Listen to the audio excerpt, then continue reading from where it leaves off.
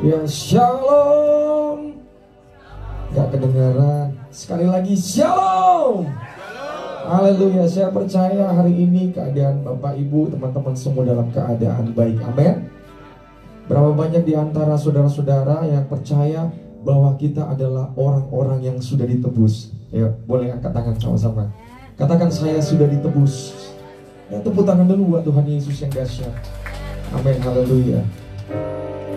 Saya ditaruhkan satu kebenaran firman Tuhan sebelum kita memulai ibadah pada sore hari ini. Dalam Ibrani 12 ayat 28 dikatakan, jadi karena kita menerima kerajaan yang tidak tergoncangkan, marilah kita mengucap syukur dan beribadah kepada Allah menurut cara yang berkenan kepadanya dengan hormat dan takut. Amin. Haleluya. Ketika kita datang ke hadapan Tuhan, saya percaya kita harus dengan sungguh-sungguh. Amin. Yang mau katakan amin. Yang siap katakan amin. Berikan sekali lagi tepuk tangan buat Tuhan Yesus. Mari tundukkan kepala, mari kita berdoa. Bapa, kami mengucap syukur buat penyertaan, pemeliharaan-Mu Tuhan, sepanjang bulan, sepanjang minggu, bahkan sepanjang hari ini. Kami datang di rumah Tuhan, kami bawa hidup kami bawa hati kami Tuhan. Kami ada sebagaimana kami ada, semua karena kebaikan-Mu, semua karena penyertaan-Mu, semua karena kasih setia Tuhan yang selalu nyata dalam kehidupan kami. Hari ini kami mau datang bersyukur, memuji, menyembah, meninggikan, membesarkan nama-Mu yang dahsyat, yang luar biasa. Biar Engkau bertahta di atas setiap puji-pujian yang kami naikkan. Kami percaya Engkau disenangkan, Engkau disukakan, dan Engkau hadir menjamah, melawan, memulihkan setiap kami. Terima kasih Bapa yang baik. Terpujilah nama-Mu hanya di dalam nama Tuhan Yesus. Amin. Kita berikan tepuk tangan buat Tuhan Yesus. Sekali lagi tepuk tangan yang dahsyat buat Tuhan Yesus. Sorakan haleluya.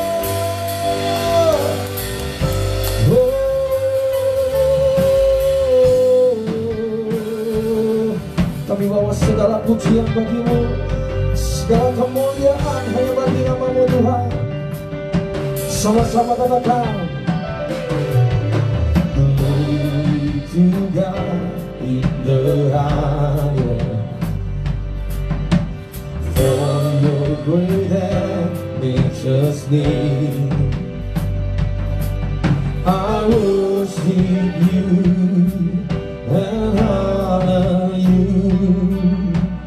You're lifted up in this place. Jesus the Son, Jesus the Son, there's no other. Heavenly King, Lamb of God, for You alone, for You alone, the Holy One. You're lifted up in this place, oh God, oh God, I worship You, oh God, I worship You. Be glorified and magnified, oh God, I worship You. Mari kita berikan tepuk tangan buat Tuhan Yesus yang dahsyat. Sama-sama katakan, glory to God in the highest. Mari angkat suaramu, for Your great and gracious name. Amen. I worship You and honor You. You're lifted up in this place. Jesus the Son, Jesus the Son, there's no other. Heavenly King, Lamb of God, for You alone, for You alone, the Holy One. You're lifted up in this place. Sing, oh God, oh God, I worship You, oh God, I worship You.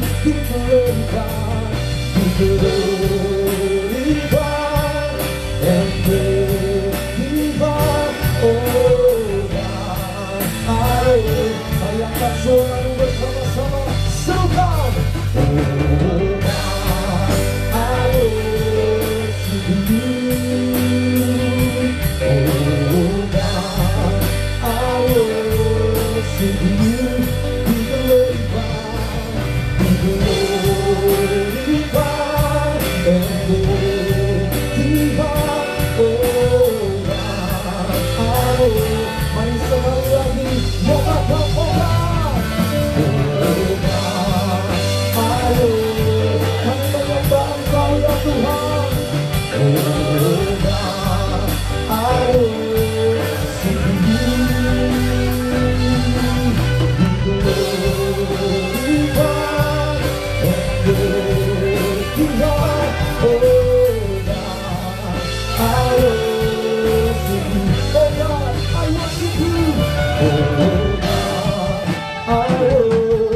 angkat suaramu lebih keras lagi.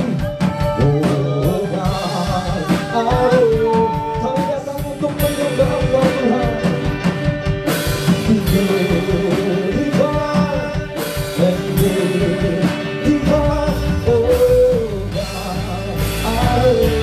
Mari sama-sama kita bangkit berdiri.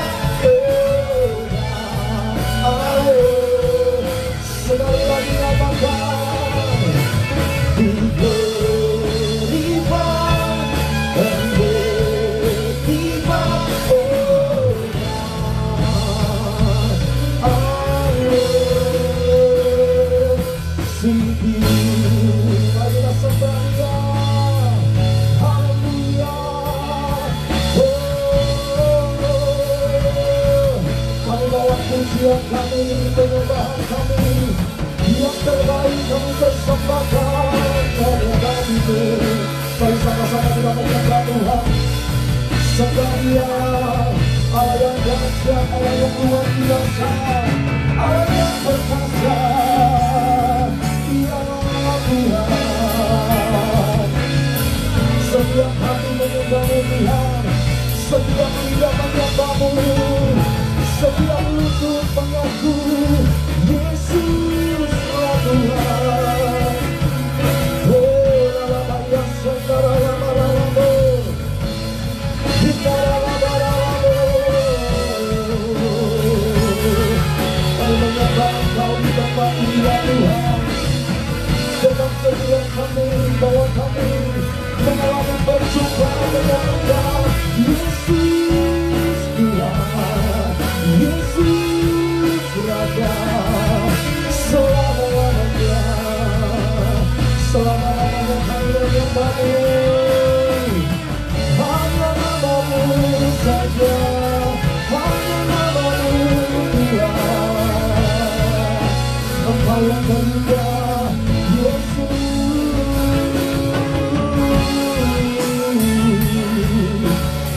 Terima kasih Tuhan, Engkau luar biasa.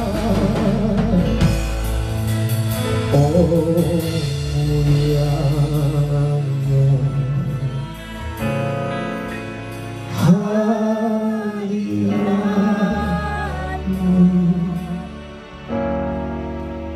kami balik memuja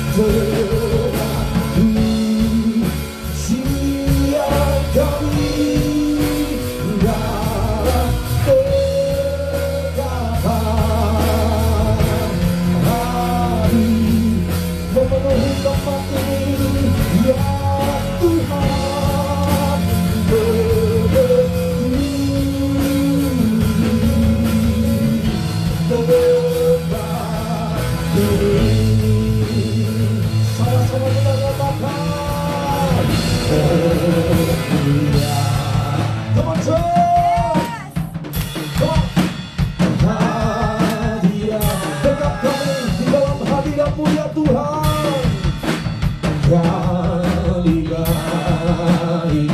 Yes Lord,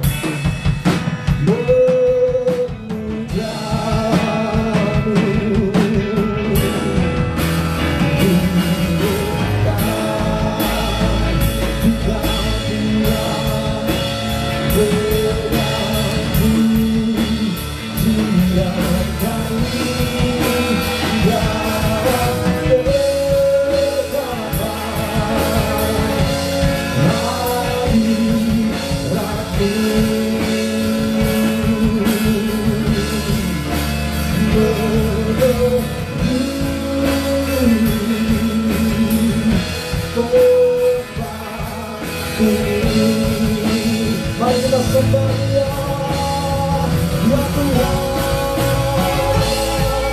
Kami menyembah Engkau, Allah yang luar biasa, Allah yang dahsyat, Allah yang hebat, Allah yang perkasa. Perbuatanmu ajaib Tuhan. Oh Rabaya Sendiri, biar kemuliaan-Mu biarlah di tempat ini Tuhan. Kemuliaan-Mu lewat setiap kami lagi, lewat kami ya Tuhan. Oh Rabaya Sendiri,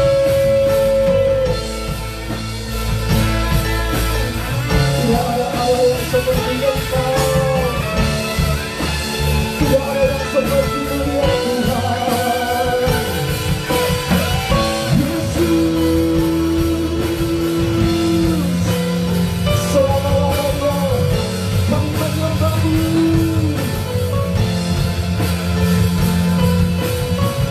Engkau berkata di tempat ini,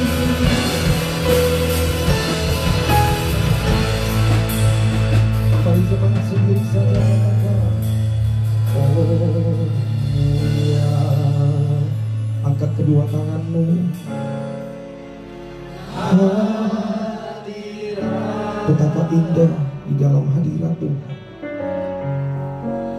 Kami baik memuji,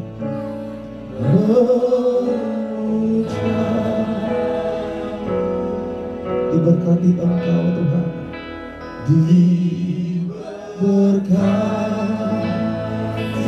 Kau Tuhan, dengan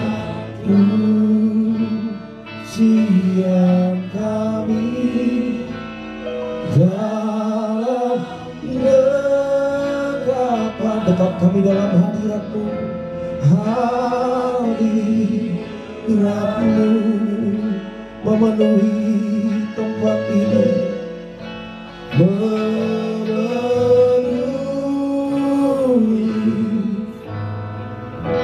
tempat ini. Mari dengan segenap hati, oh mulianya, oh mulia, kami pandang Engkau ya Tuhan. Hadirat-Mu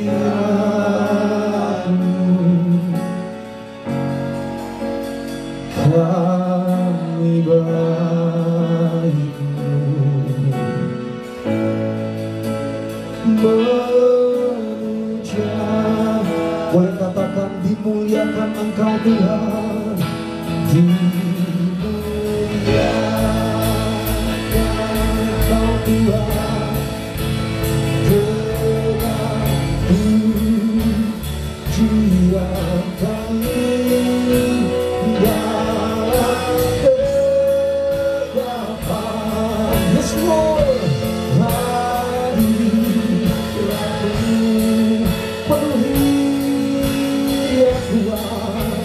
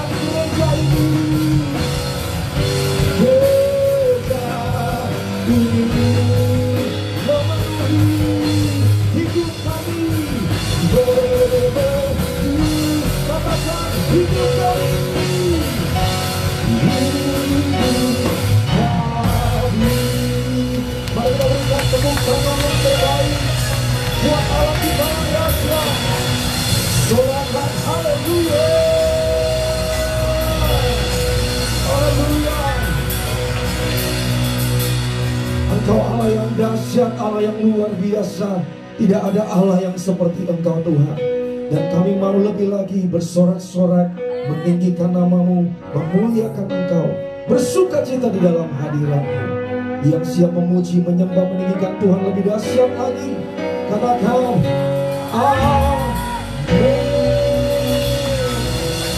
Haleluya. Haleluya. Berapa banyak di antara saudara yang percaya bahwa dalam hadirat Tuhan ada kesembuhan, amin.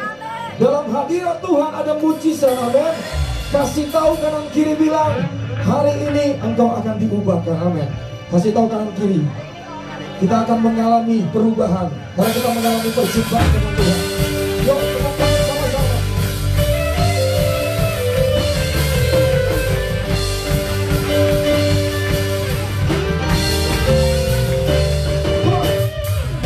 Hadiratnya dengan hati bersyukur, masih berbayar dengan pujian, bekas berlama kita gantikannya yang baru, bersuka cita sekarang menyembah Dia. Sama-sama serukan. Masih hadiratnya dengan hati bersyukur, masih berbayar dengan pujian, bekas berlama kita gantikannya yang baru, bersuka cita sekarang impikan. Sama-sama angkat kedua tanganmu.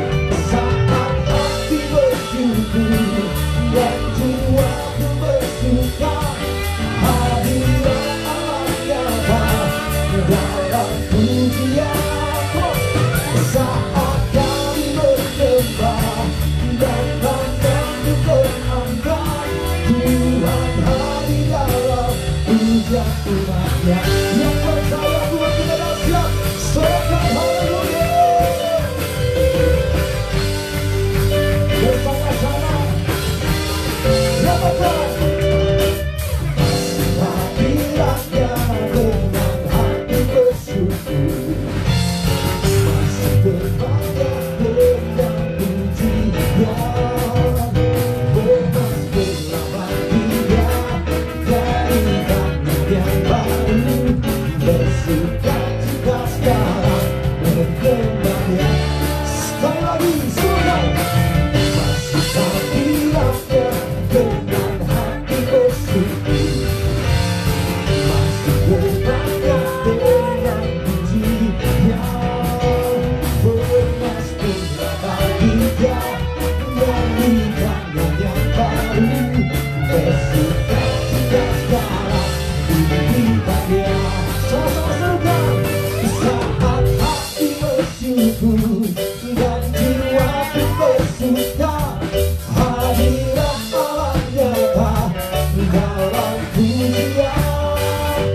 Saat kami menyembah dan tangan berangkat, Tuhan hadir dalam pujian umat. Sekali lagi katakan. Saat hati bersyukur dan jiwa bersuka, hadirat Allah nyata dalam pujian. Saat kami menyembah dan tangan berangkat, Tuhan hadir dalam pujian. Biar semangat bisa katakan. Saat yuk tepuk tangan sama-sama di atas kepala. Amin. Dalam pujian, tangan di atas sama-sama.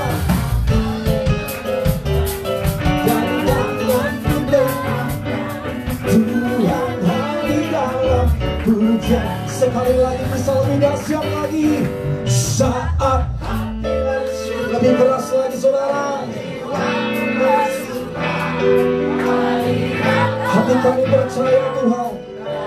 Pujian saat kami menyembah dan tangan berangkat, Tuhan mari sekali lagi nyatakan. Saat hati bersyukur dan jiwa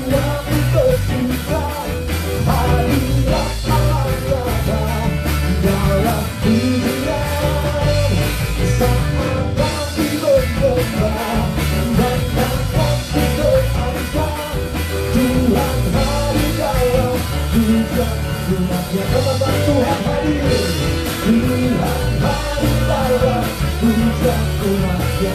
Sekali lagi, tiap hari dalam puja umatnya. Sorak-sorak yang paling meriah, pulang lagi dengan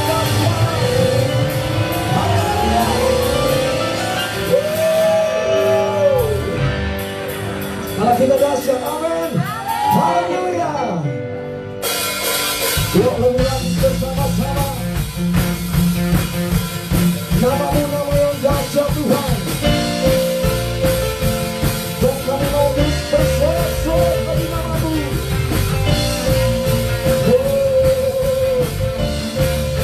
Bagi nama Yesus.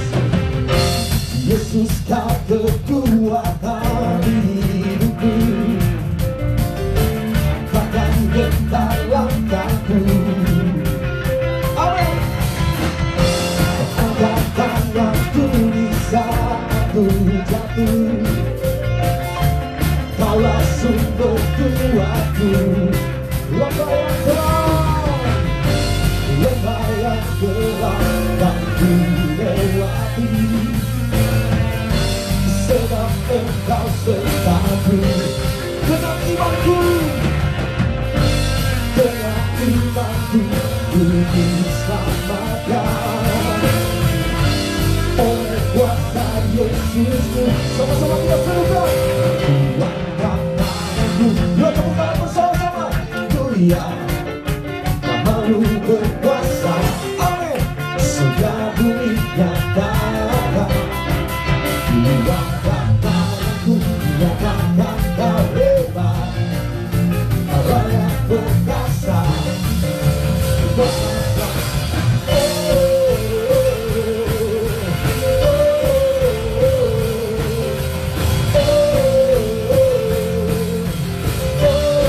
Bagi nama Yesus, Yesus kau kekuatan hidupku, takkan gentar langkahku. Angkat tanganku di saat aku jatuh, Kaulah sumber kuatku. Lembah yang gelap, lembah yang gelap tak ku lewati, sebab Engkau sertaku.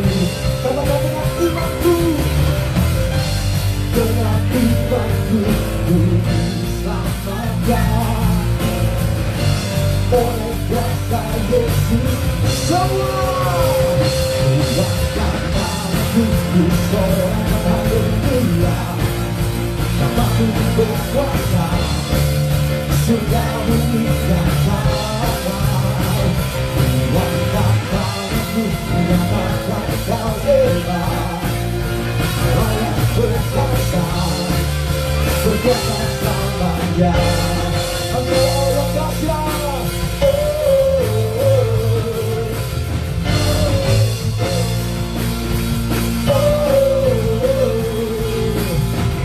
Kami percaya kepadamu Tuhan. Come on. Kuatkan tanganku, sama-sama kita mengangkat tangan. Namamu berkuasa, surgamu. Come on. Kuatkan tanganku, nyatakan kau hebat. Allah yang berkuasa, berkuasa. Sekali lagi. Kuatkan tanganku, ku sorak haleluya.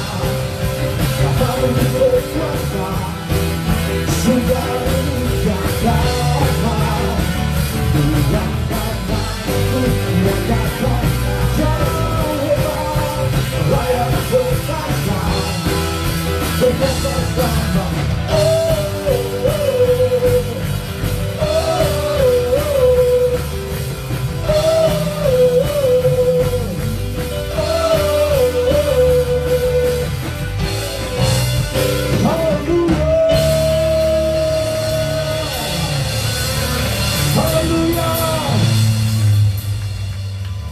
Apapun keadaan kita percaya bahwa kita punya Tuhan yang hebat. Amin. Haleluya. Boleh kita tepuk tangan buat Tuhan Yesus.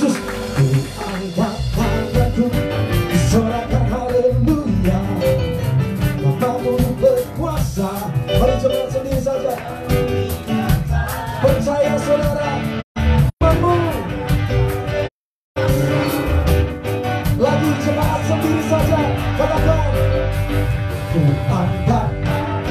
Saya percaya bisa lebih keras, lebih dahsyat. Amin. Sudah dinyatakan, ku angkat tanganku, nyatakan kau hebat, layak perkasa. Semua bersama-sama singkat. Ku angkat tanganku, sorakan haleluya, Bapakku berkuasa. Sudah dinyatakan, ku angkat tanganku, nyatakan kau hebat, layak perkasa. Bersama-sama.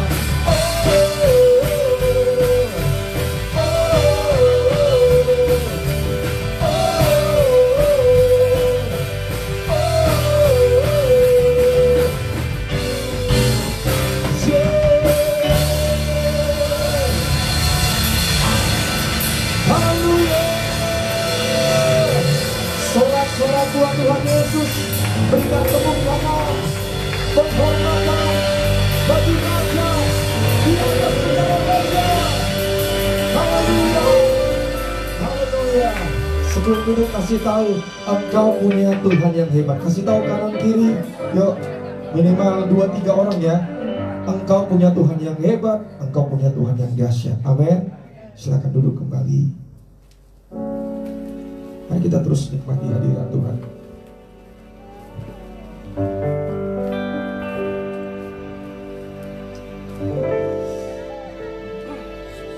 Kami merasakan kehadiran-Mu di tengah-tengah kami dulu.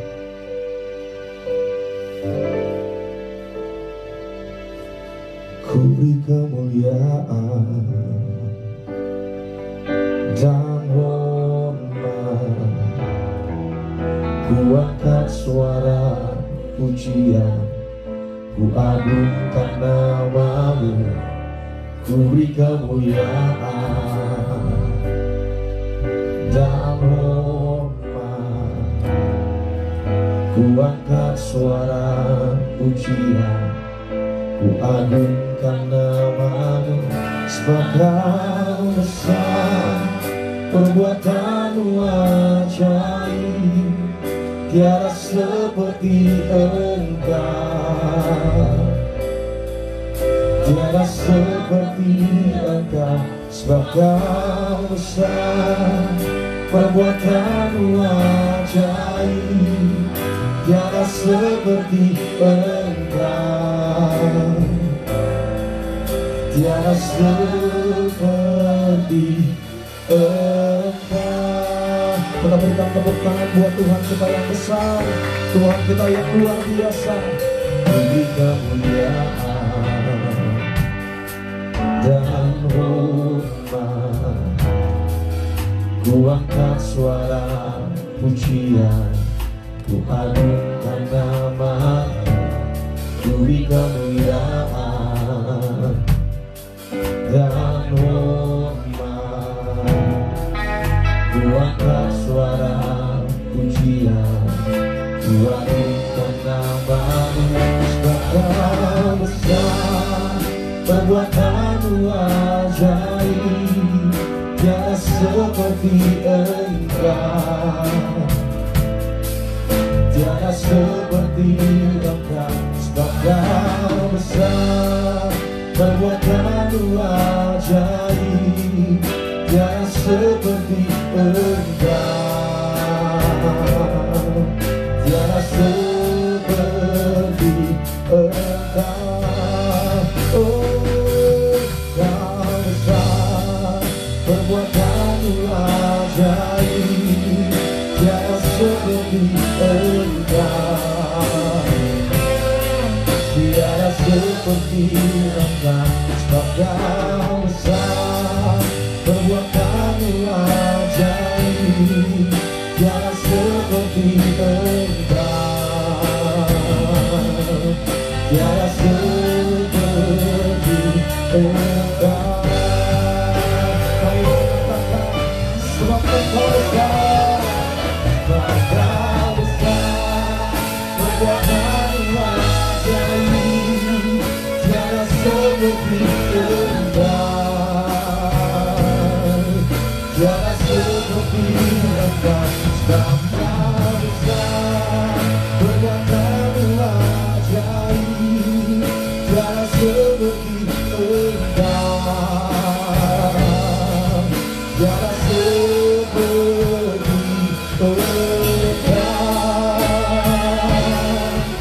tiada seperti Engkau. Haleluya, tiada seperti Yesus.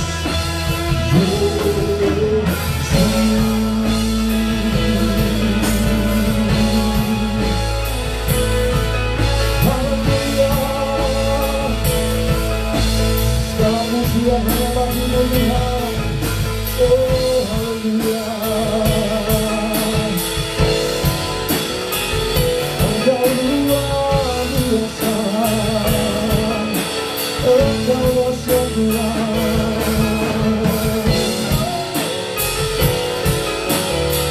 Terima kasih Tuhan.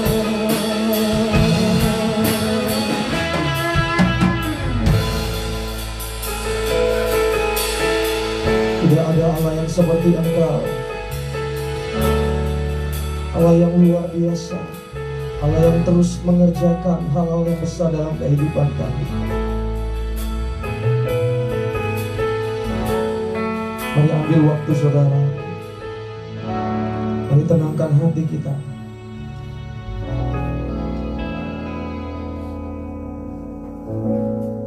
Engkau Allah yang dahsyat,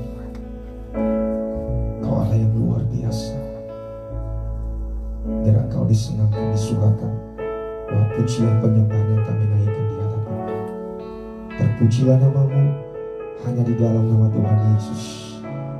Amin. Boleh kita berikan tepuk tangan yang terbaik buat Tuhan Yesus. Haleluya. Baik Bapak Ibu, saudara-saudara yang dikasih Tuhan, hari ini kita akan mendengarkan kesaksian dari Evangelis Joyce Sendu.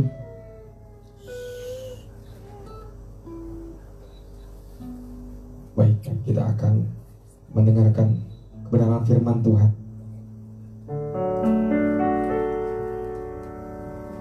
Makasih Tuhan.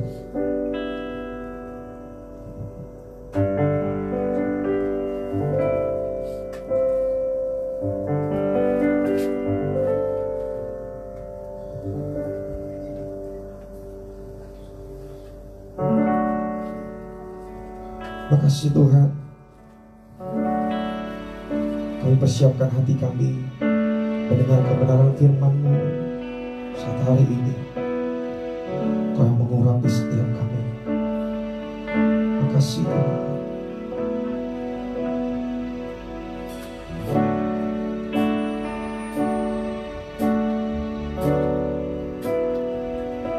Thank you Lord. Terima kasih Yesus.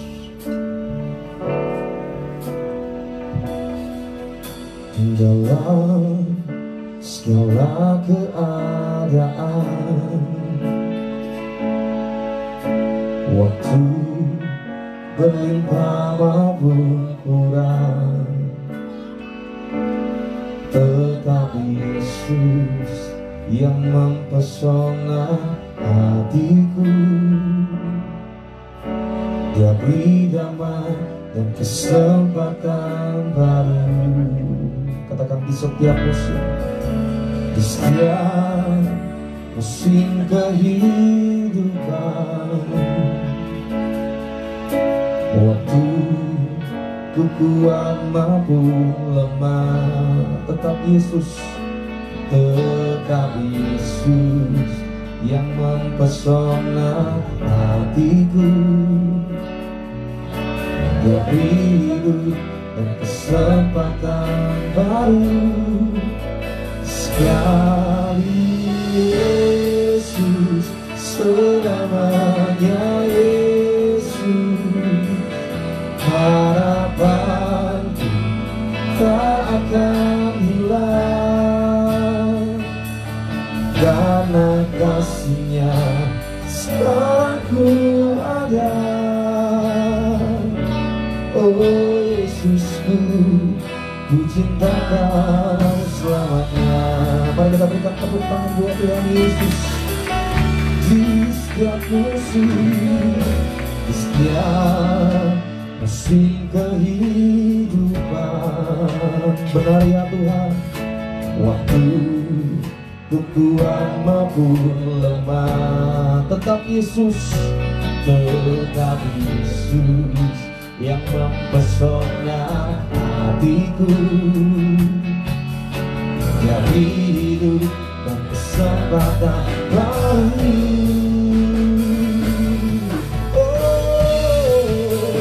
sekali Yesus, selamanya Yesus.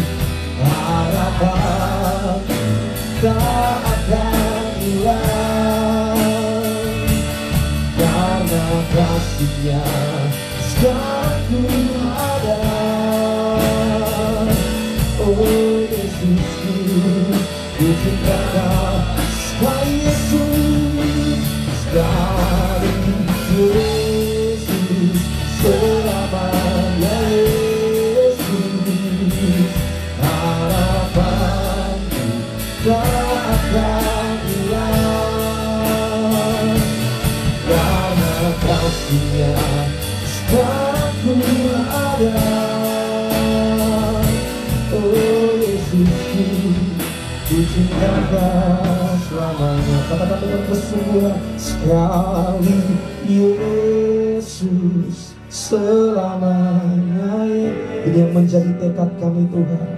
Harapan tak akan hilang, karena kasih-Nya sekarang ku ada. Oh Yesusku, ku cinta Kau. Sekali lagi dengan segenap hati, sekali Yesus, selamanya Yesus. Harapan tak akan hilang. Kalau kita bangkit berdiri, karena kasih-Nya sekarang ku ada. Oh Yesusku, ku cinta Kau selamanya. Mari kita dekat, tepuk tangan buat Tuhan Yesus. Sekali Yesus, selamanya Yesus. Harapanku tak akan hilang, karena kasih-Nya sekarang ku ada.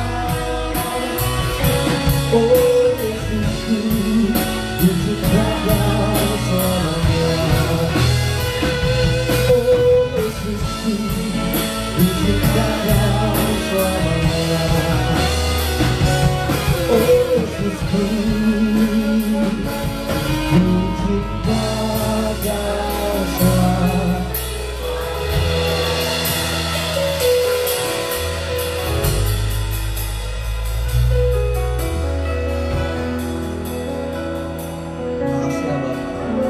Terima kasih ya Tuhan Yesus, terima kasih ya Roh Kudus. Kau sangat baik, Kau sangat luar biasa. Kami percaya kami di sini gak kebetulan, kami percaya kami di sini karena anugerah-Mu ya Tuhan. Dan Tuhan, hari ini kami rindu untuk mengalami Tuhan. Kami rindu untuk mendengar isi hati Tuhan. Maka itu kami minta biarlah Tuhan yang berbicara pada kami hari ini. Biarlah Tuhan yang bekerja, sehingga lewat firman yang tabur hari ini bisa ada perubahan yang besar terjadi dalam kehidupan setiap dari kami. Roh Kudus, biarlah Engkau yang ambil alih. Terima kasih ya Tuhan. Di dalam nama Tuhan Yesus, semua yang siap benar kebenaran, kita sama-sama katakan amin. Kita tepuk tangan buat Tuhan kita. Kita silakan buat duduk. Shalom semuanya. Coba 3 kali lipat lebih semangat lagi. Shalom semuanya. Senang banget hari ini bisa bergabung dengan teman-teman semuanya. Saya lihat semuanya wajahnya fresh, ganteng, cantik. Coba lihat kiri kanannya, ganteng, cantik kiri kanannya. Puji Tuhan, haleluya ya. Jadi mungkin ini pertama kali aku datang ke gereja ini. Jadi kata orang-orang kan, gak kenal maka kenalan. Gak kenal maka kenalan, jadi perkenalkan. Nama saya adalah Revi. Saya melayani di sebuah gereja lokal, yaitu di GBI Gilgal. Jadi bawa leadership dari Pastor Johan Mogi. Dan juga aku lumayan aktif ngajar public speaking. Dan juga aktif mungkin bikin konten-konten yang ada di media sosial. Ada yang pernah lihat saya mungkin di media sosial? Mungkin beberapa ada ya yang joget-joget itu. Enggak, bercanda ya. Biasanya nyampein firman. Dan aku senang banget setiap kali dapat kesempatan berbagi firman. Karena aku udah ngerasain sendiri bagaimana firman Tuhan mengubah hidup aku. Dan aku percaya firman yang sama juga pasti akan mengubah kehidupan Bapak Ibu teman-teman semuanya. Ada amin? Dan aku suka gereja yang semangat Bapak Ibu. Jadi kalau misalnya ada pesan yang bagus, kita jangan diam-diam aja ya. Kalau ada pesan yang bagus, kita bisa sama-sama teriakin amin. Coba tes aminnya. Amin. Kita tes haleluyanya. Haleluya. Kita tes tepuk tangannya. Nah, sepanjang pembahasan firman, kita jangan diam-diam aja ya. Tapi kita yang semangat, supaya kita bisa menyerap firman Tuhan dengan lebih baik. Amin. Amin. Oke, jadi hari ini kita akan bahas firman Tuhan dengan judul Following God. Mungkin sedikit berbeda dengan apa yang ada di poster ya, tapi aku percaya ini akan jadi firman yang pas banget bagi setiap dari kita. Following God. Nah, Bapak Ibu teman-teman, tahu nggak sih kalau kita baca Alkitab kita, baik di perjanjian lama maupun perjanjian baru, kita akan menemukan bagaimana Tuhan berkali-kali ngajakin kita buat serius dan sungguh-sungguh mengikut Dia. Bahkan salah satu kalimat yang paling terkenal dari Tuhan Yesus adalah "Come and follow me." Ikutlah aku. Jadi Tuhan itu pengen kita sungguh-sungguh mengikut Dia. Inilah undangan, ajakan yang begitu luar biasa. Tapi ingat baik-baik, Tuhan itu memberikan undangan, tapi nggak pernah maksa. Pilihannya Tuhan kasih kepada kita yang memilih. Mau beneran ikut Dia atau enggak?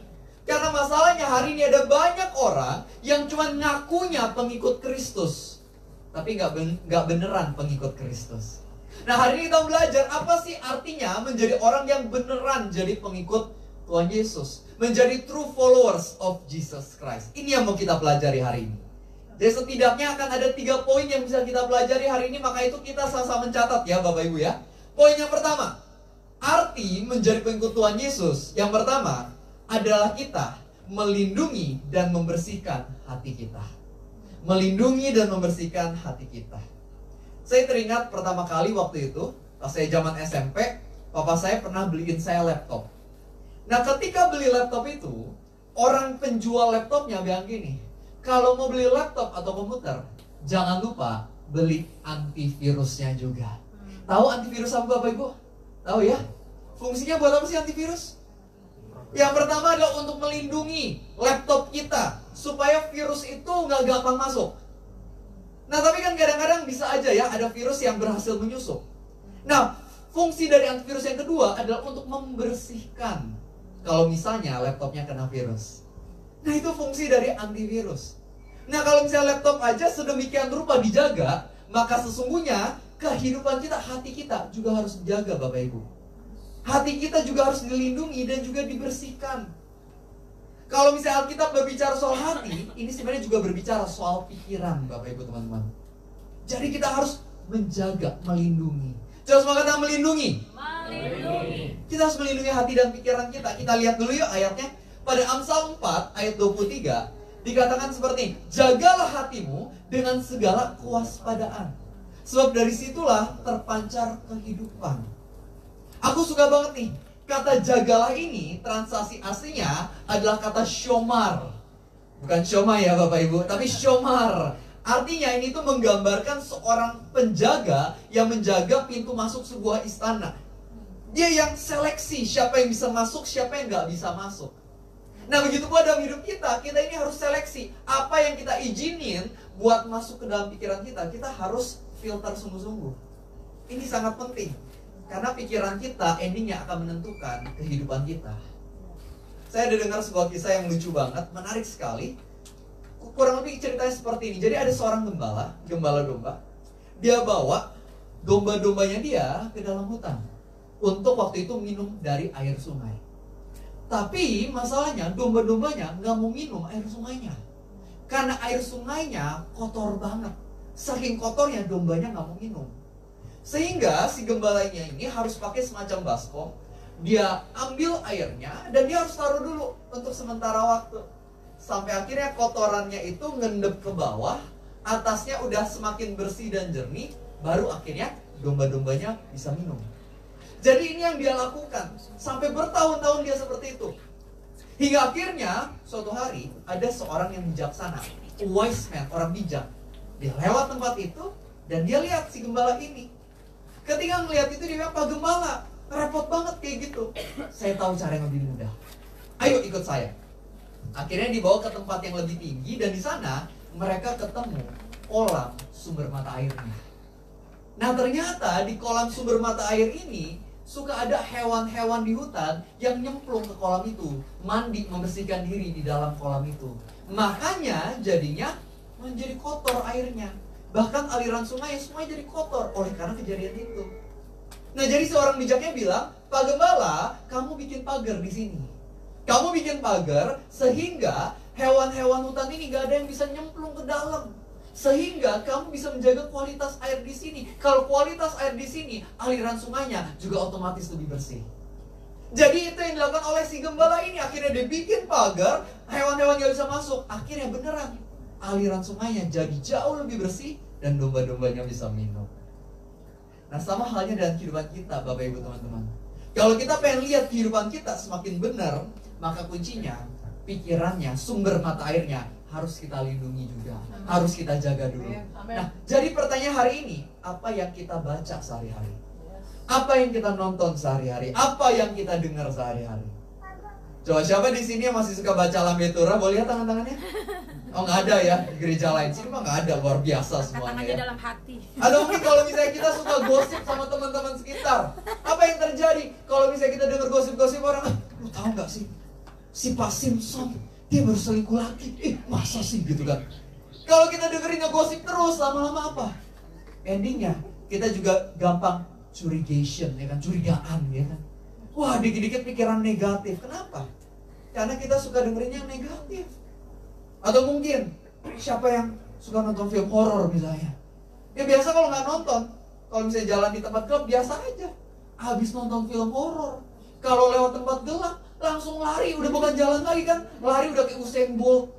Biasa kalau misalnya kita lihat cermin ya biasa aja kan? Setelah nonton film horor, mau lihat cermin malam-malam deg-degan kan? Takut pas lihat ada orang di belakang kan gitu ya?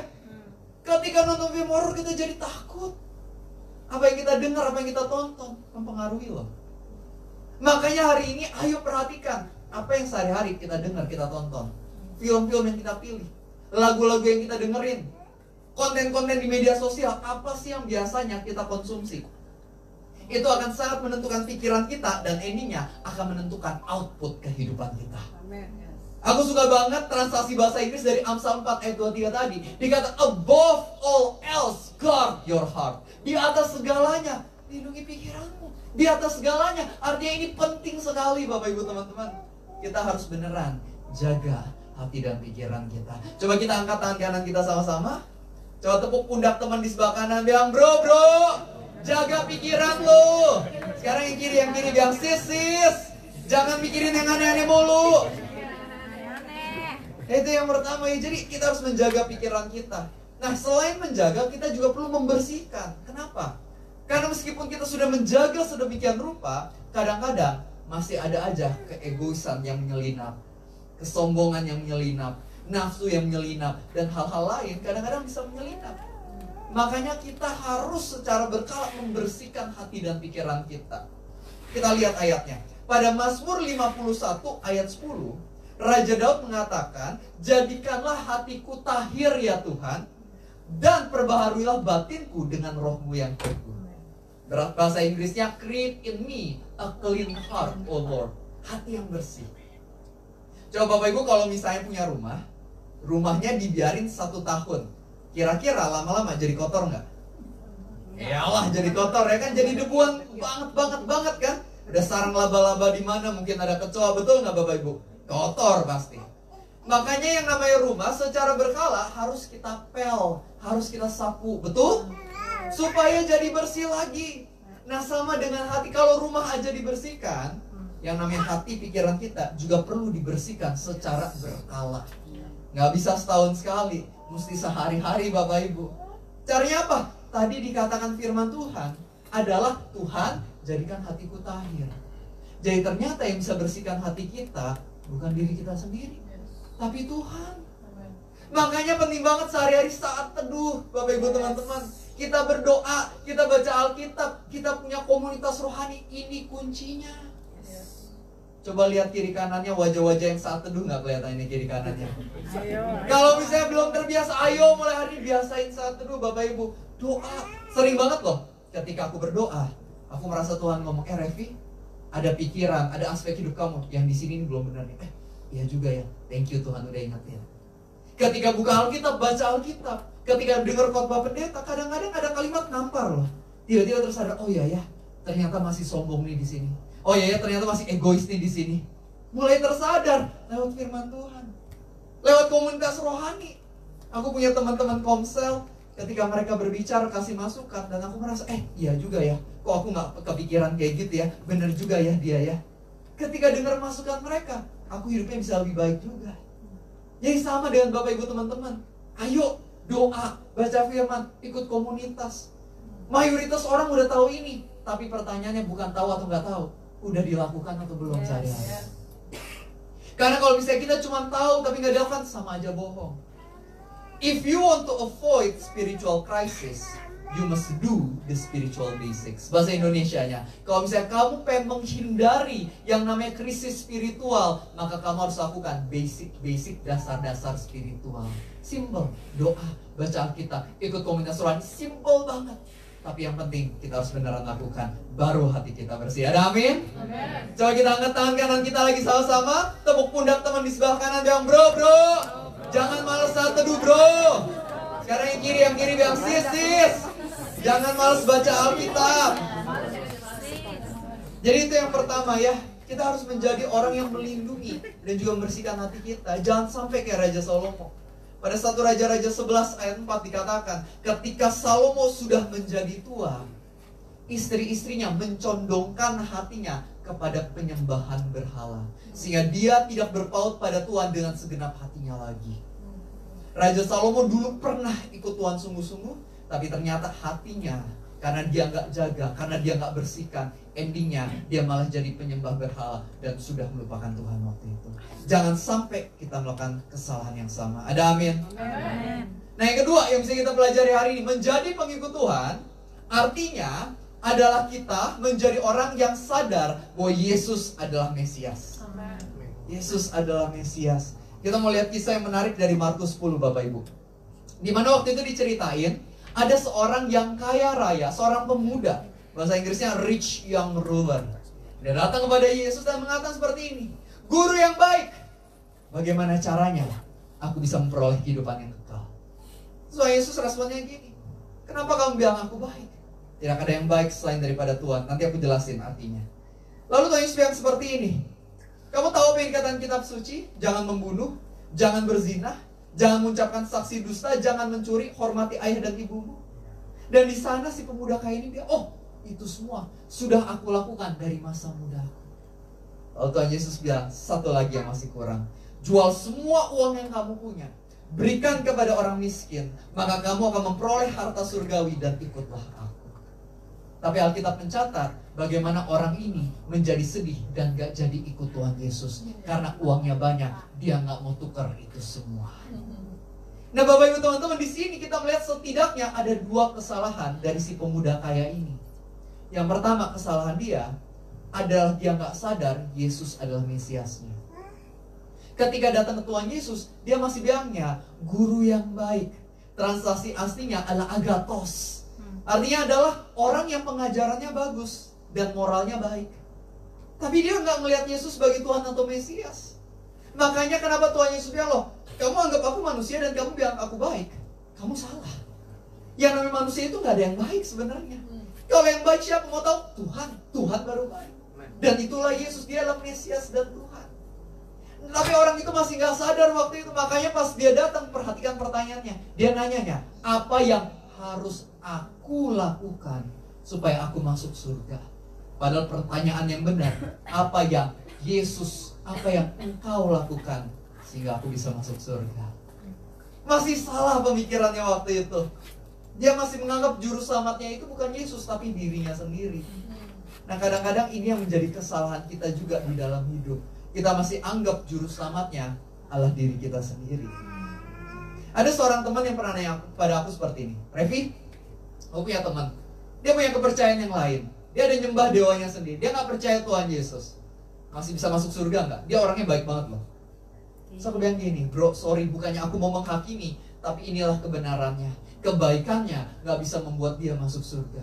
Dan bukan cuma dia, Aku juga, kebaikanku juga sama, nggak cukup buat bisa bikin aku masuk surga. Bahkan kamu tanya pendeta sehebat apapun, mau itu Pastor Juan Mogi, Pastor Philip Mantova, Pastor Hendy Christianus, setiap dari mereka, kebaikan mereka juga nggak pernah cukup buat bawa mereka masuk surga. Yang bisa bawa mereka dan juga kita masuk surga adalah penebusan dosa di atas kayu salib oleh Yesus Kristus. Nggak ada yang lain, Bapak Ibu teman-teman. Mau tahu apa bedanya orang-orang yang masuk surga sama neraka? Bukan yang neraka isinya orang-orang berdosa, tapi surga orang sempurna. Enggak.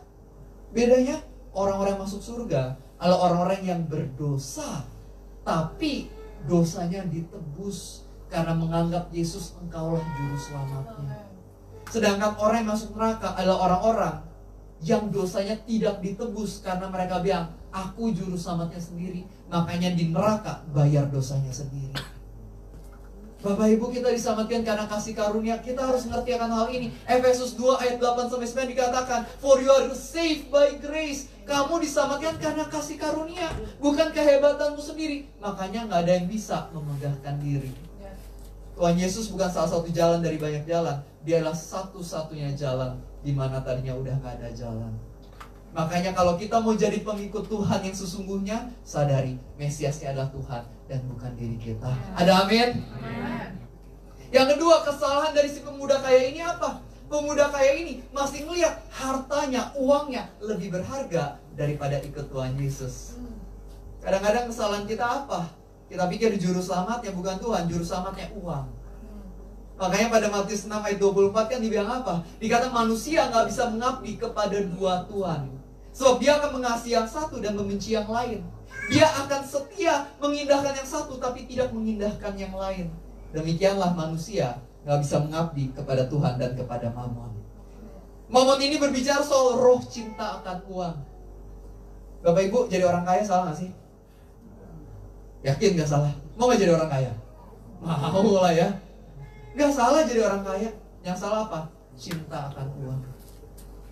Bapak Ibu, kalau misalnya kita merasa dasar pengharapan kita uang, itu kita udah salah.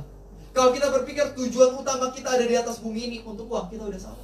Jadi kaya nggak salah, boleh jadi kaya, tapi kita ingat uang yang kita punya itu cuma sumber daya untuk memuliakan nama Tuhan lebih lagi. Kalau misalnya fokus kita ke uang dan bukan ke Tuhan, endingnya di pekerjaan pasti kita bakal curang. Pasti endingnya kita rela mengorbankan orang lain demi keuntungan pribadi. Tapi orang yang cinta Tuhan dan bukan uang, kerjanya pasti lebih jujur, dan juga pasti dalam pekerjaannya dia punya tujuan untuk jadi berkat. Kalau orang cinta akan uang, pas uangnya hilang banyak, dia bakal marah sama Tuhan, bakal nyalahin Tuhan, bakal ngancem-ngancem mau ninggalin Tuhan. Tapi orang yang cinta akan Tuhan, uangnya hilang, gak apa-apa, nyantai aja, tetap bersyukur karena dia tahu yang bikin dia aman bukan uangnya tapi Tuhan. Dia tahu ada rencana kalau uangnya hilang, Tuhan bisa sediakan yang lain. Yuk kita tepuk tangan buat Tuhan kita. Kalau misalnya orang cintanya akan uang, pasti males pelayanan. Dia pikir ngapain gue pelayanan, buang-buang waktu, mending gue kerja cari uang. Tapi orang yang cinta akan Tuhan pasti rela meluangkan beberapa waktunya untuk melayani, karena dia tahu waktunya, energinya, uangnya adalah untuk memuliakan nama Tuhan lebih lagi. Makanya di dalam hidup kita, ayo kita sungguh-sungguh letakkan hati kita ke Tuhan, bukan ke uang. Alkitab mencatat banyak orang yang karena mengejar-ngejar uang justru menyiksa dirinya. Kalau nggak percaya, tanya Yudas. Yudas awalnya udah mulai ikut Tuhan, tapi mulai cinta akan uang. Dia jual Tuhan Yesus untuk 30 keping perak. Apa yang terjadi? Dia nyesel dan akhirnya bunuh dirinya sendiri. Kalau kita hidup buat uang, percaya deh, nggak akan happy. Kalau mau happy, ikut Tuhan. Maka kita akan bisa menggunakan uang dan lebih bijaksana. Amin. Kita angkat tangan kanan kita sama-sama yuk. Tepuk pundak teman di sebelah kanan, bilang bro, jangan cintakan uang. Yang kiri itu yang sis. Cinta Tuhan dan cinta gua aja. Nah itu yang kedua Bapak Ibu teman-teman. Nah yang ketiga yang bisa kita pelajari hari ini adalah kalau kita jadi pengikut Tuhan, artinya kita mementingkan orang lain di atas diri kita sendiri. Pada Filipi 2 ayat 3 dikatakan, marilah kita tidak mencari pujian yang sia-sia dan tidak mencari keuntungan sendiri. Tapi marilah kita menjadikan kepentingan orang lain di atas kepentingan diri sendiri. Itu kata firman Tuhan. Dalam kata lain, kita diajak untuk tidak egois, tidak pelit, tidak serakah, melainkan jadi orang-orang yang murah hati. Amin. Coba semua kata murah hati. Murah hati. Dasar iman kekristenan kita adalah kemurahan hati. Kalau nggak percaya, lihat aja salah satu ayat Alkitab yang paling dihafal orang-orang. Yohanes 3 ayat 16. Dikatakan karena begitu besar kasih Allah akan dunia ini, sehingga dia mengaruniakan anak yang tunggal, supaya barang siapa percaya padanya tidak binasa, melainkan beroleh kehidupan yang kekal. Memberi, melayani, murah hati, itulah Tuhan kita. Kalau Tuhan kita murah hati, berarti kita pengikut-pengikutnya harusnya murah hati juga, generous juga Bapak Ibu teman-teman. Jadilah orang yang murah hati. Dan ketika kita murah hati, percaya deh, Tuhan pasti akan lebih memberkati kita. Tuhan memberkati kita bukan buat kita sombongin, tapi supaya kita nanti bisa jadi berkat yang lebih dahsyat lagi. Aku mau kasih sedikit kesaksian dari gembalaku, yaitu Pastor Juan Mogi. Beliau adalah gembala dari GBI Gilgal. Mungkin beberapa ada yang tahu, gereja besar sekali, jemaatnya banyak, benar influence-nya dahsyat banget. Tapi dulu Pastor Juan itu nggak seperti sekarang. Waktu itu baru aja hari Senin ini saya ketemu, diajak makan, kita ngobrol-ngobrol, dan dia cerita banyak tentang background atau masa lalunya. Dia cerita, dulu dia pas kecil mimpinya jadi pengusaha sebenarnya. Tapi ternyata Tuhan taruh di hatinya sebuah beban untuk jadi seorang pendeta. Akhirnya ya udah, dia memutuskan untuk jadi seorang pendeta bersama dengan papahnya, waktu itu namanya Wem Mogi. Dan gereja Gilgal dulu nggak gede kayak sekarang, kecil gerejanya, pindah-pindah kontrak. Kantornya diceritain banyak kecoanya waktu itu. Makannya di pinggir kali, makannya Indomie. Kalau lagi kaya sedikit, Indomie plus kornet. Itu udah mewah banget katanya waktu itu. Jadi anggapnya susah. Waktu itu pernah punya seorang pacar, belum pacar sih, baru deket, tapi mamanya suruh putus gara-gara jadi pendeta, nggak ada masa depan katanya. Ya, sedih juga kan ya.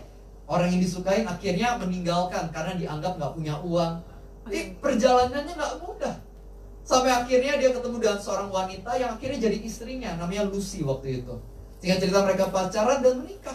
Menikah juga nggak ada duit, pas-pasan, on budget. Yang jadi MC ya temennya, yang nyanyi siapa temennya. Anggap aja dengan uang yang minim, ya udah mereka nikah. Dan setelah itu istrinya Lucy yang dulu kerja kantoran, dia merasa aku harus tinggalin pekerjaanku, aku mau support kamu di pelayanan. Waduh, uang makin tipis katanya. Tapi ya udah, kalau misalnya merasa itu panggilan Tuhan, oke. Akhirnya mereka hampir setiap hari pindah ke komsel A, B, C, D, melayani. Ya kan, di gereja waktu itu ada beberapa komsel, mereka bergilir datengin, melayani. Dan apa yang terjadi? Ketika mereka murah hati, rela korbanin apa yang ada pada mereka untuk kepentingan jemaat Tuhan. Ternyata Tuhan kasih pertumbuhan, hingga akhirnya sekarang jemaatnya mungkin mencapai 10.000, dan sekarang lagi bangun gedung baru di PIK 2. Dan setiap kali ketemu, sering banget dia bilang ke aku gini, Revi, saya berhasil bukan ketika saya jadi orang yang tinggi, tapi saya berhasil ketika saya bisa mementoring orang-orang termasuk kamu, dan kamu dan orang-orang lain menjadi lebih tinggi dari saya. Di situ saya sukses. Dan itu adalah sesuatu yang saya pegang sampai hari ini.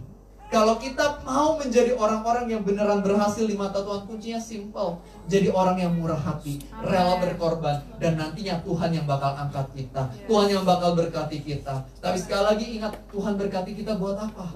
Tuhan berkati kita supaya kita bisa menjadi berkat yang lebih maksimal buat sama. Ada amin Bapak Ibu? Kita lihat kisah Lot dan Abraham. Lot dan Abraham waktu itu hartanya udah banyak, hambanya ada banyak, ternaknya ada banyak. Abraham bilang, Lot, di situ ada dua tanah besar, kamu pilih aja kamu yang mana, nanti sisanya buat aku. Lot lihat tanah itu dan dia memilih yang lebih bagus buat dirinya, sedangkan yang kurang bagus alias gersang dikasih ke Abraham. Abraham mikirin tentang Lot, tapi Lot nggak mikirin tentang Abraham. Tapi apa yang terjadi? Akhirnya tempat yang Lot pilih, Bapak Ibu mungkin tahu, itu Sodom dan Gomora yang dihancurkan Tuhan. Sedangkan Abraham, meskipun awalnya kelihatannya tanahnya lebih gersang, tetap diberkati Tuhan. Bahkan akhirnya dia nyelamatin Lot. Bapak Ibu punya pilihan, mau jadi kayak Lot atau mau jadi kayak Abraham. Mau jadi orang yang cuma mentingin diri sendiri, atau jadi orang yang mau mentingin kepentingan sesama. Dan kalau kita mau jadi orang yang mirip sama kayak Tuhan Yesus murah hati, kita bakal lihat hidup kita pasti naik dan gak turun, jadi kepala dan bukan ekor. Ada amin? Kita tepuk tangannya buat Tuhan kita. Teman keyboard boleh bantu saya. Jadi hari ini kita udah belajar 3 hal ya Bapak Ibu. Bagaimana kalau misalnya kita menjadi orang yang pengikut Tuhan, artinya adalah kita bisa melindungi dan juga membersihkan hati kita. Kita menjadi orang-orang yang rela murah hati kepada sesama, mementingkan kepentingan orang lain, dan juga menjadi pengikut Tuhan, artinya kita sadar bahwa Yesus Kristuslah Mesiasnya. Dan Bapak Ibu, ketika kita ikut Tuhan, kadang-kadang perjalanannya nggak mulus. Jujur aja, betul nggak Bapak Ibu? Ketika kita ikut Tuhan, kadang-kadang ada tantangan, kadang-kadang ada masalah, kadang-kadang ada keadaan-keadaan yang kita rasa udah mustahil banget. Dan kalau misalnya kita lihat Alkitab kita akan menemukan bagaimana pengikut-pengikut Tuhan lainnya juga mengalami hal yang sama. Pengikut-pengikut Tuhan lainnya juga banyak yang menghadapi keadaan yang mustahil. Kalau nggak percaya, kita lihat aja kisah dari seorang bernama Daud. Daud adalah seorang gembala domba bertubuh kecil yang nggak pernah berperang. Tapi dia diperhadapkan oleh Goliat, seorang panglima perang raksasa dari Filistin. Kelihatannya Daud nggak mungkin menang. Kita melihat kisah Musa. Dia mimpin bangsa Israel keluar dari tanah Mesir, tapi ternyata dihadang oleh Laut Merah yang begitu luas dan dikejar tentara Firaun dari belakang. Kelihatannya udah skakmat. Kita lihat Gideon. Dia maju cuma dengan 300 pasukan melawan puluhan ribu tentara. Kelihatannya kalah jumlah. Kita melihat Yosua bagaimana dia dihadang oleh tembok yang sangat tinggi, besar dan luas. Namanya tembok Yeriko. Kelihatannya nggak mungkin ditembus. Kita lihat kisah Yusuf, bagaimana Yusuf dia dibuang oleh keluarganya sendiri, dijual oleh adik dan kakak-kakaknya, dan dia difitnah masuk ke dalam penjara. Kelihatannya dia bakal dipenjara seumur hidupnya. Kita lihat seorang anak kecil yang bawa 5 roti dan 2 ikan, yang kelaparan ada 5.000 laki-laki, belum termasuk wanita dan anak-anak. Kelihatannya nggak mungkin cukup. Dan kita lihat Yesus Kristus, bagaimana dia yang dipercaya menjadi Mesias juru selamat bagi dunia, tapi ternyata dia malah ditangkap, dia malah dipecutin, dia malah disalibkan, tangan dan kakinya dipaku, dia dimahkotai duri, dan pada akhirnya dia mati dan dikubur. Kelihatannya udah gak ada harapan. Kelihatannya tokoh-tokoh Alkitab ini udah game over, Bapak Ibu teman-teman. Kelihatannya udah gak ada jalan lagi. Tapi satu hal yang bisa aku pelajari dari Alkitab adalah jangan letakkan sebuah titik di dalam kisah hidupmu ketika Tuhan sebenarnya hanya meletakkan sebuah koma. Because there's more to the story. Karena ternyata kisah mereka nggak berhenti di situ, Bapak Ibu. Ya ternyata kalau kita ikutin ada kelanjutan ceritanya. Ternyata Daud akhirnya dia angkat 5 buah batu itu dan dia gunakan salah satunya, dia lempar dengan ketapelnya, kena di jidatnya Goliat, dan Goliat jatuh dan berhasil dikalahkan oleh Daud. Kita melihat bagaimana Musa ketika dia angkat tongkatnya, Laut Merah terbelah 2. Bangsa Israel menyeberang dan selamat, dan tentara Firaun yang binasa. Kita melihat bagaimana Gideon, dia maju dengan 300 pasukan, dan dia menang melawan tentara-tentara musuh tanpa mengangkat pedangnya. Kita melihat bagaimana Yosua pada hari ke-7 ketika dia kelilingin tembok itu, tembok Yeriko runtuh. Kita melihat bagaimana Yusuf akhirnya dia bisa menafsirkan mimpi Firaun dan menjadi penguasa di Mesir. Anak-anak yang bawa 5 roti dan 2 ikan itu, akhirnya apa yang dia bawa bisa kasih makan 5.000 laki-laki, bahkan sisa 12 bako. Dan Tuhan kita Yesus Kristus, ternyata dia nggak tetap tinggal di dalam kubur, sebab pada hari ketiga dia bangkit dari kubur itu, mengalahkan maut dan dosa selama-lamanya, sehingga barang siapa percaya kepadanya tidak binasa melainkan beroleh kehidupan yang kekal. There's more to your story. Saya nggak tahu apa yang Bapak Ibu teman-teman hadapi hari ini, tapi Alkitabku mengatakan bahwa roh yang bangkitkan Yesus dari kubur adalah roh yang sama yang tinggal dalamku dan juga tinggal di dalammu. Jika mukjizat bisa terjadi di dalam hidup mereka, maka tentunya mukjizat juga bisa terjadi di perjalanan hidup kita. Tuhan kita mampu mengubah seorang victim menjadi victor, menjadi seorang yang memiliki memiliki message. Percaya sama Tuhan. Apapun yang kita hadapi, mau itu masalah tantangan ekonomi, tantangan pekerjaan, tantangan hubungan, tantangan kesehatan, ketahuilah Tuhan kita mampu buka jalan di mana tadinya udah gak ada jalan. Trust in Him, percaya sama Dia. Itu arti menjadi pengikut Tuhan Yesus. Menjadi pengikut Tuhan Yesus bukan melakukan sesuatu yang sesuai dengan logika, tapi mengikut Tuhan Yesus artinya menjadi orang-orang yang bisa melakukan hal-hal yang lebih dahsyat dari logika manusia. Ada amin, itu kita sedang buat Tuhan kita. Kita pejamkan mata kita sesaat, kita mau berdoa sama Tuhan. Tuhan Yesus, kami bersyukur untuk firman-Mu hari ini. Terima kasih Engkau telah mengingatkan kami kembali akan betapa pentingnya untuk sungguh-sungguh mengikut Tuhan. Tuhan, kami berdoa agar firman ini gak sekedar jadi informasi yang kami tahu, melainkan sungguh-sungguh mentransformasi hidup kami. Tuhan, biar Engkau yang tuntun setiap langkah kami, supaya setiap langkah kami ini bisa sesuai dengan kehendak Tuhan. Dan biarlah Engkau yang pakai kehidupan kami ini lebih lagi jadi garam, jadi terang bagi orang-orang sekitar. Ubah hati egois kami jadi hati yang murah hati. Kalau misalnya ada dosa-dosa yang kami pelihara di pikiran kami, bantu kami untuk meninggalkannya, menjaga pikiran kami, membersihkan pikiran kami. Dan bantu kami untuk selalu sadar bahwa Engkaulah Mesiasnya dan bukan diri kami. Maka itu kami gak mau sombong apapun yang terjadi, mereka mau selalu rendah hati karena Engkaulah Tuhan di dalam hidup kami. Terima kasih ya Tuhan. Dan biar Engkau yang jamah gereja ini, berkati setiap pemimpinnya, dan juga berkati setiap jemaatnya. Kami percaya Engkau mikir rencana yang indah, rencana yang dahsyat, dan rencana yang besar. Dan biarlah rencana itu bisa sungguh-sungguh terjadi pada waktu yang tepat sesuai dengan kehendak Tuhan. Terima kasih ya Tuhan. Kau sangat indah, Kau sangat luar biasa. Dan kami declare hari ini sama-sama, Jesus Christ, You are always more than enough. Di dalam nama Tuhan Yesus, semua yang percaya kita sama-sama katakan amin. Tuhan Yesus berkati. Kita tepuk tangan buat Tuhan kita. Sekali lagi tepuk tangan yang paling meriah buat Tuhan Yesus. Haleluya. Berapa banyak di antara teman-teman yang diberkati oleh kebenaran firman Tuhan, boleh angkat tangan tinggi-tinggi. Wow, semuanya diberkati. Amin. Haleluya. Tuhan berkati. Baik Bapak Ibu, teman-teman semua, kita akan memberikan persembahan. Tadi ada beberapa yang saya catat waktu hambanya menyampaikan.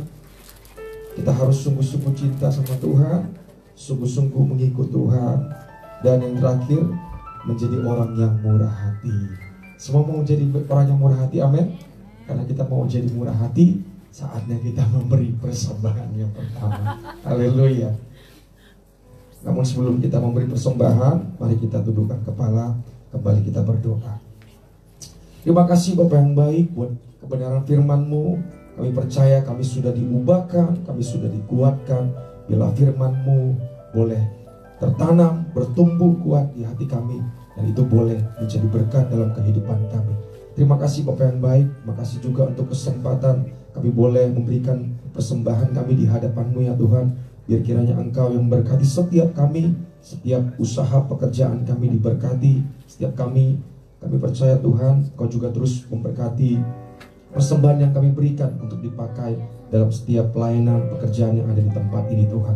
Terima kasih Bapak yang baik. Dengan penuh ucapan syukur kami siap memberi. Haleluya.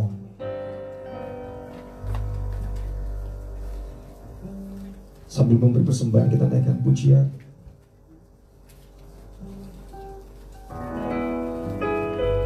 Ku bawa korban syukur berdoa kudus-Mu Tuhan, hatiku limpah dengan syukur sebab Tuhan baik selamanya.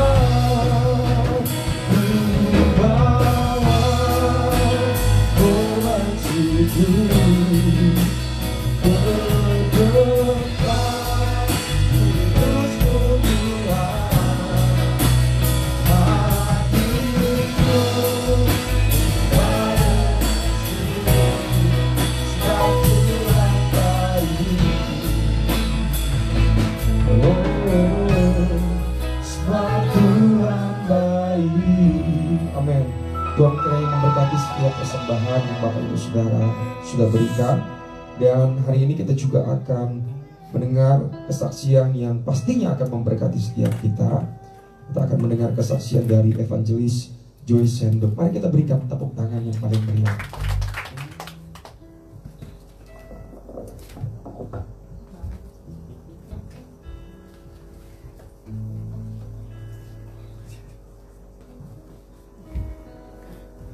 Shalom semuanya, luar biasa. Saya sangat diberkati dengan firman-Nya Tuhan. Oke, langsung saja ini ya. Saya adalah pejuang kanker darah ganas. 2018 saya divonis dokter di Amerika punya kanker yang begitu ganas, sudah 70% di tubuh saya. Ini negara rata-rata nggak apa-apa ya. Artis Korea juga terus ya. Jadi dokter sudah memastikan umur saya hanya 4 ke 6 bulan. Dan singkat cerita memang 70% itu akan merusak selama 6 bulan organ tubuh saya, liver, paru-paru, dan kidney saya. Saat itu saya berpikir Tuhan mau kita mempunyai iman sebesar sebiji sesawi, betul ya? Dan saya mencoba menguatkan iman saya sebesar sebiji sesawi. Untung Tuhan nggak minta sebiji mangga.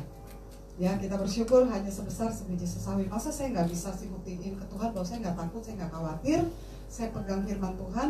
Walaupun secara jujur sebelum saya terkena kanker darah ganas 2018. Oh, iya 2000. Iya sih.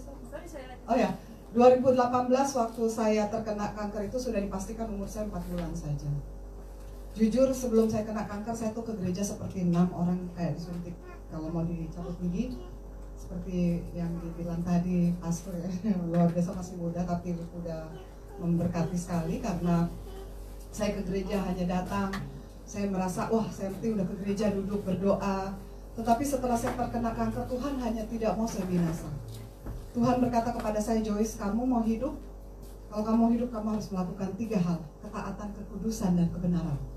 Kamu tidak perlu takut dengan tubuh kamu, mau kurus kek, mau waktu itu tubuh saya pertama kali saya divonis kanker darah itu kulit saya seperti disundut rokok dari muka sampai ke tubuh.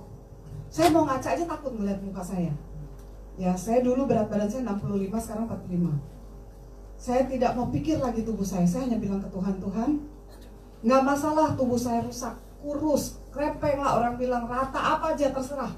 Tapi tolong jaga hati saya, jiwa saya, roh saya, jangan sampai saya masuk neraka. Itu aja. Nah, Tuhan mau saya buka pondok Daud Roh. Kenapa roh? Saya bilang, apa itu roh Tuhan? Roh itu roh kita. Righteousness, obedience, holiness. Saya kaget. Wah, Tuhan bilang kamu harus lakukan ini. Karena mungkin dulu saya ada kesombongan. Itu betul. Kesombongan dalam arti kalau orang undang saya nyanyi, saya tuh nyanyi hanya untuk orang. Hanya untuk dilihat orang. Saya nyanyi nih, diundang di mana-mana. Tapi sejak saya punya cancer, saya lebih mengenal Tuhan tuh lebih melekat. Sama seperti cerita anak muda tadi. Jual semuanya. Nggak peduli, saya seorang nurse di Amerika selama 15 tahun. Saya punya uang sendiri. Saya punya uang semua sendiri. Tapi saya tidak pernah merasa cukup.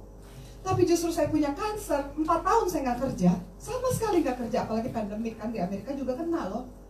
Anak-anak saya cuma yang kerja. Dikasih buat makan aja saya udah merasa luar biasa ya. Dan waktu Tuhan bilang, kamu pergi ke Indonesia. Ini yang saya langsung singkat aja. Saya pergi ke Indonesia. Kamu melayani, kamu bersaksi. Saya nggak pernah bilang, Tuhan tiketnya gimana? Saya kan nggak kerja Tuhan. Saya nggak mikirin duit lagi. Sebenarnya saya mau pergi, nggak peduli. Yang penting kalau Tuhan udah suruh, saya harus ikut. Sama seperti Elia. Tuhan bilang ke sini, dia pergi. Ke sana dia pergi.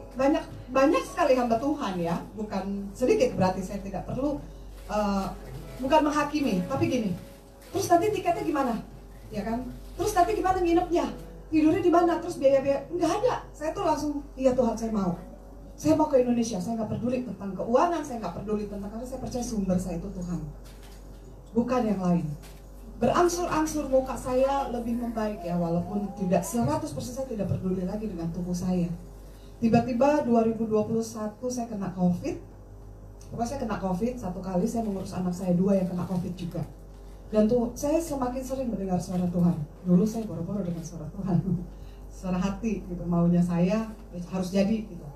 Nah sekarang saya makin mengerti karena Tuhan tidak mau saya binasa. Jadi waktu dokter bilang, Ibu Joyce kalau mau ke Indonesia mohon maaf kita tidak bisa approve.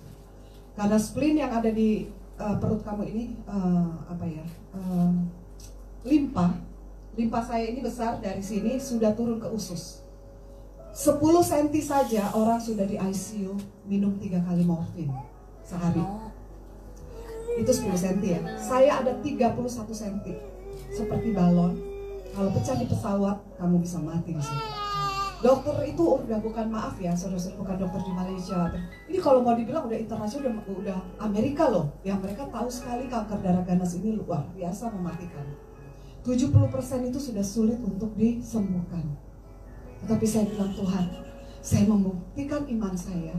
Saya mau hidup taat, kudus, dan benar di dalam iman saya yang teguh. Jangan dikira saya mau melakukan itu tidak ada tawaran-tawaran, saudara-saudara. Banyak tawaran dunia. Bu Joyce, ini ada yang mau ini nih, yang mau nikahin. Wah, kayak orang udah ganteng, kaya, pintar. Bu Joyce apa? Udah sakit-sakitan, udah jelek, udah kurus, udah krempeng, udah nggak ada body lagi gini. Saya bilang enggak, saya nggak akan nuker Tuhan saya dengan masalah dunia-dunia lagi. Saya mau hidup taat, kudus, dan benar itu memang nggak mudah. Saya mendengar tadi betul-betul luar biasa bahwa Tuhan itu kalau sudah memegang kita, memilih kita harus menghargai Dia. Kita hanya minta Tuhan, minta tolong Tuhan, tapi kita tidak memberikan apa yang Tuhan mau dalam hidup kita. Sama seperti tadi saya dengar betul-betul maunya kita, bukan mengerti bahwa Tuhan itulah yang berkuasa atas hidup kita. Jadi berangsur-angsur dokter melihat saya, tiba-tiba kanker saya turun dari 70%, turun 50%, turun 40%, turun 30% sampai ke 15%. Dokter tanya, kamu makan apa, kamu minum apa, kamu diet apa? Saya bilang saya nggak diet apa-apa. Saya baca firman, saya menuruti firman, saya mendengar suara Tuhan, saya mengikuti perkataan Tuhan. Dokter bingung. Dengan spleen saya ini, saya berpikir, kenapa dokter tidak sembuhkan saya secara total? Karena dia masih mau saya bersaksi. Mungkin dia lebih tahu hati saya. Kalau secara total mungkin saya belum mengikut dia betul-betul. Bisa aja kan ya, namanya kita manusia. Tapi dengan ini orang bilang, aduh ibu hamil ya, sini bu, kesini bu.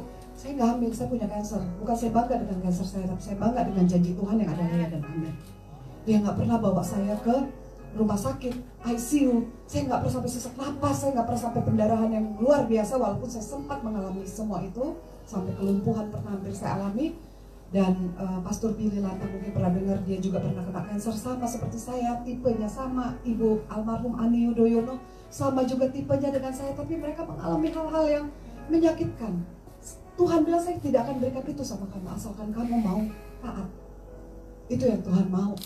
Orang semua bingung, saya bersaksi tuh, orang ngomong cuma pengen tahu, kok ibu bisa ya nggak sakit? Kok ibu bisa jalan-jalan dengan perut 31 cm? Dokter bilang tidak bisa kamu terbang 5 jam. Lebih dari 5 jam tidak saya approve. Saya angkat tangan. Saya nggak boleh pergi ke Indonesia, saudara-saudara. Tapi saya bilang, dokter, iman saya mungkin, saya tidak tahu apa sudah sebesar sebiji sesawi. Tapi saya percaya hanya Tuhan yang bisa menilai hati saya. Saya tetap harus pergi. Karena Tuhan udah bilang, pergi. Anak saya sampai bilang, mama ini bisnis the wrong time. Mama harus dengar apa kata medis. Jangan lakukan itu, Ma. Jangan pernah gambling. Sampai semua teman, jangan gambling, ini kamu kanker darah loh. Bukan yang cuma sakit gigi, sakit perut, sakit pinggang, sakit otot. Bukan. Darah ganas. Saya bilang sama dokter, saya tetap akan pergi. Akhirnya dokter memberikan surat kepada saya. Dia bilang, saya lepas tangan. Kalau ada apa-apa, saya tidak akan bisa berbuat apa-apa. Saya sudah bilang, udah warning. Tapi saya bilang, kalau dokter lepas tangan, Tuhan saya tidak pernah melepaskan tangannya buat saya. Amin ya. Luar biasa Tuhan saya. Saya bilang, Tuhan, saya sudah ada di sini. Apapun yang Tuhan mau saya lakukan, saya lakukan. Saya tidak takut lagi dengan harta. Saya tidak takut lagi dengan kemewahan. Saya tidak takut lagi orang mau bilang apa. Yang penting saya bisa hidup, saya bisa bernafas, saya bisa melakukan apa yang terbaik dalam hidup saya. Seringkali saya punya grup yang banyak cancer, sakit cancer. Mereka bilang, Bu Joy, saya tuh kalau kanker tuh takut mati. Kalau divonis dokter sakit kanker, tumor, segala macam penyakit, saya itu cuma takut mati. Saya cuma jelaskan ke mereka, kalau kamu percaya Tuhan, jangan batasi kuasa Tuhan dengan takut mati. Yang harus kamu takuti adalah kehidupanmu, bukan kematianmu. Mati ya udah mati, kedaulatan Tuhan. Mati itu pasti. Tapi masalah waktu hidup ini kamu kemana aja gitu loh. Kamu ngapain aja selama hidup? Cuma duduk karena dilihat orang kita ke gereja, duduk karena kita berdoa, karena kita puasa, karena kita memberi. Dilihat, enggak itu. Kita harus mengerti betul-betul apa yang menjadi kehendak Tuhan. Jadi selama ini saya salah gitu. Jadi kita kebanyakan manusia takutnya mati. Takut tinggalin anak saya masih kecil, aduh takut tinggalin suami, takut tinggalin istri, takut tinggalin ibu, takut tinggalin keluarga, betul ya? Takut ngerasain sakitnya itu. Siapa di sini kalau divonis kanker atau penyakit yang parah terus haleluya, puji Tuhan. Wah saya punya kanker, puji Tuhan saya punya kanker. Nggak mungkin, pasti semua deg-degan, betul? Tapi deg-degannya jangan lama-lama, karena kita punya Tuhan yang tidak terbatas. Mau sakit apapun, kalau memang Tuhan yang sudah waktunya, lagi tidur, lagi duduk, lagi apapun, lagi berdoa, kalau memang Tuhan bilang sudah waktunya, kemari kamu. Jadi jangan takuti matinya, takuti di saat kita hidup, apakah kita sudah memberi? Terima kasih, ya kan? Terima kasih. Jadi kita sudah tidak memikirkan hal-hal dunia ini lagi. Kita udah gak takut apa-apapun lagi. Dealing sama dunia gak takut, dealing sama medis gak takut, dealing apapun tidak takut. Itu yang saya sebut iman. Iman bisa menyelamatkanmu kalau kamu betul-betul bisa jadi taat, kudus, dan benar. Kalau saya melakukan sesuatu yang gak baik, saya rasa ini kudus gak?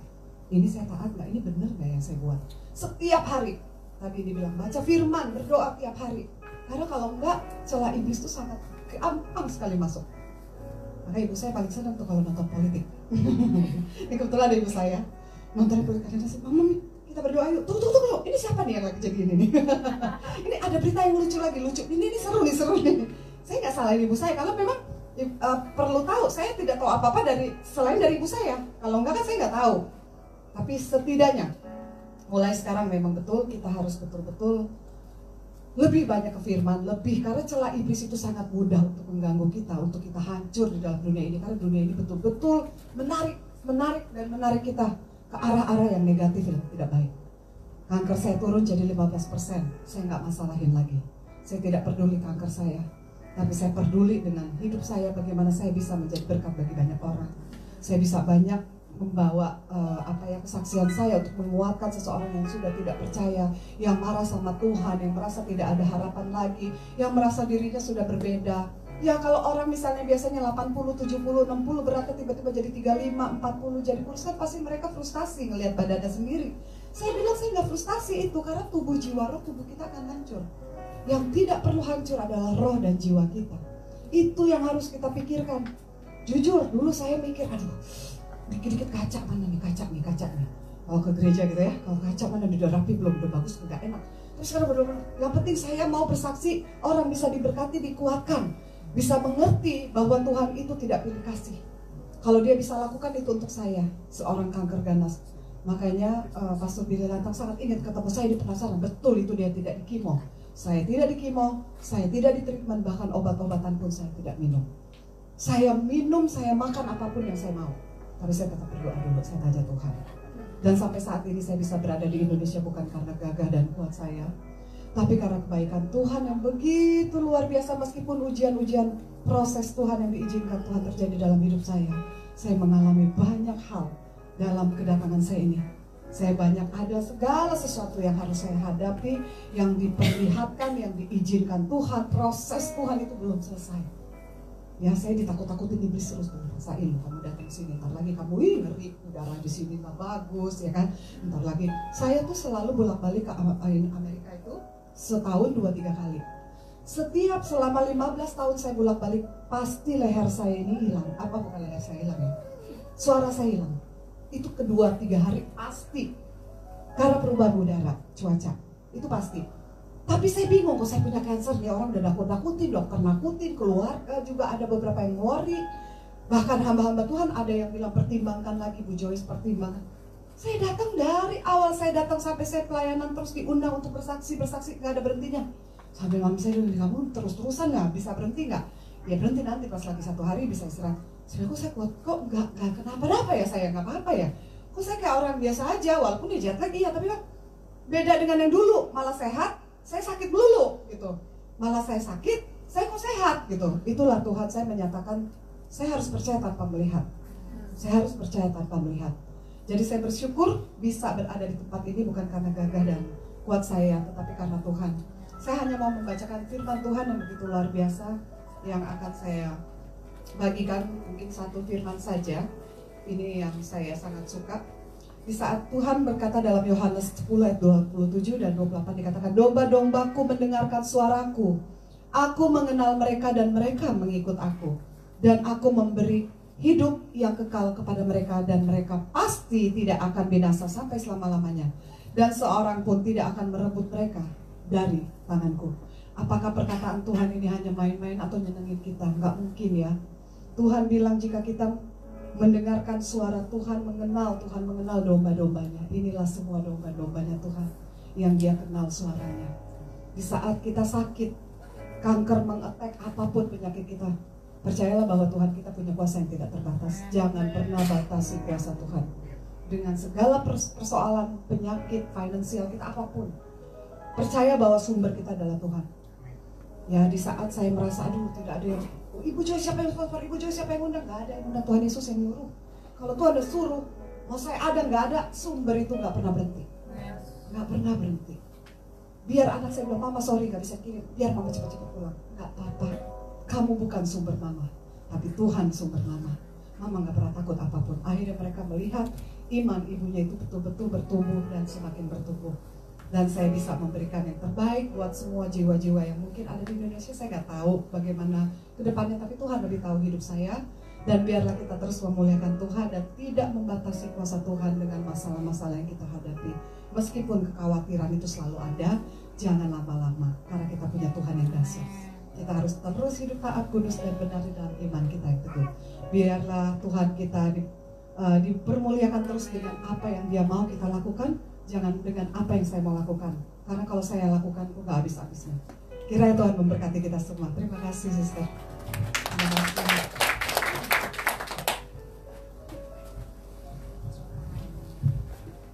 Thank you Sister Joyce yang sudah diimpor langsung dari USSC itu. Thank you untuk Profesor belum nih atau Evangelis. Thank you so much. Kita akan masuk dalam perjalanan kudus.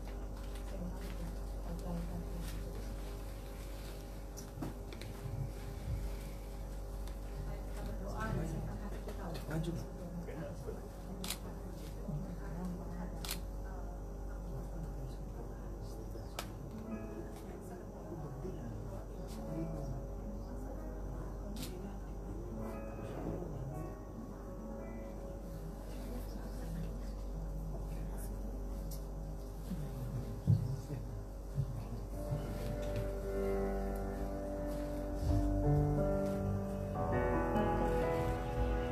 Kasih yang terindah,